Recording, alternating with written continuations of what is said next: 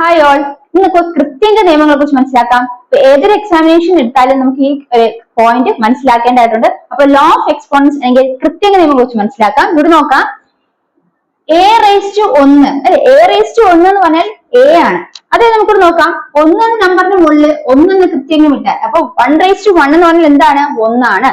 ഇവിടെ നോക്കാം, രണ്ടാമത് a⁻0 is equal to 1, അല്ലെങ്കിൽ നമുക്ക് എയുടെ സ്ഥാനത്ത് 1 ഇട്ടാൽ 1/0 is equal to 1. അപ്പൊ ഏതൊരു നമ്പറിന്റെ മുകളിലും 0 ഇട്ടാൽ അതിന്റെ ആ വാല്യൂ എന്താണ്? ആ നമ്പറിന്റെ വാല്യൂ എന്ന് പറയുന്നത് 1 ആയിരിക്കും. ഇനി നോക്കാം, a⁻m into a⁻n is equal to a⁻m plus n is equal to a⁻m plus n. അതായത് 2/3 into 2/2 എന്ന് പറഞ്ഞാൽ അതിന്റെ അർത്ഥം 2/3 plus 2, അതായത് 2/5 എന്നാണ്.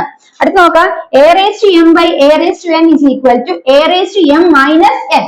അതായത് 2/3 by 2/2 എന്ന് പറഞ്ഞാൽ 2/3 minus 2 അല്ലെങ്കിൽ 2 that is equal to 2/1 എന്നാണ്.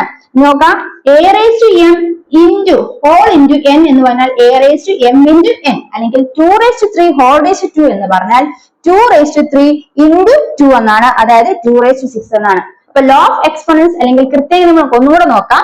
അതായത് a⁻1 is equal to a, അതായത് 1/1 is equal to 1. എയുടെ സ്ഥാനത്ത് നമ്മൾ 1 എന്ന് കൊടുത്താൽ 1/1 is equal to 1. ഇനി a⁻0 is equal to 1, അതായത് ഏത് സ്ഥാനത്ത് ഏത് നമ്പർ കൊടുത്താലും 1 കൊടുത്താൽ 1/0 എന്ന് പറഞ്ഞാൽ 1 ആണ്. അത് ഏത് നമ്പർ കൊടുത്താലും അതിന്റെ /0 പോയിന്റ് എടുത്താൽ 1 ആണ് വാല്യൂ. അടുത്ത a⁻m into a⁻n എന്ന് പറഞ്ഞാൽ a⁻m plus n ആണ്. എക്സാമ്പിൾ നോക്കുകയാണെങ്കിൽ 2/3 into 2/2 എന്ന് പറഞ്ഞു. ഇവിടെ നമ്മൾ മനസ്സിലാക്കേണ്ടത് a എന്ന് പറയുന്ന ഒരേ വാല്യൂ ആയിരിക്കണം അവിടെ വരേണ്ടത്. അപ്പൊ a⁻m into a⁻n എന്ന് പറയുമ്പോൾ a⁻m plus n അല്ലെങ്കിൽ 3+2 എന്നാണ്, അതായത് 2/5 എന്നാണ് കിട്ടുന്നത്. അടുത്ത നോക്കാം, a⁻m divided by a⁻n എന്ന് പറഞ്ഞാൽ a⁻m minus n അല്ലെങ്കിൽ 2/3 by 2/2 that is equal to 2/3 minus 2, അല്ലെങ്കിൽ അതിന്റെ അർത്ഥം എന്താണ്? 2/1 എന്നാണ്.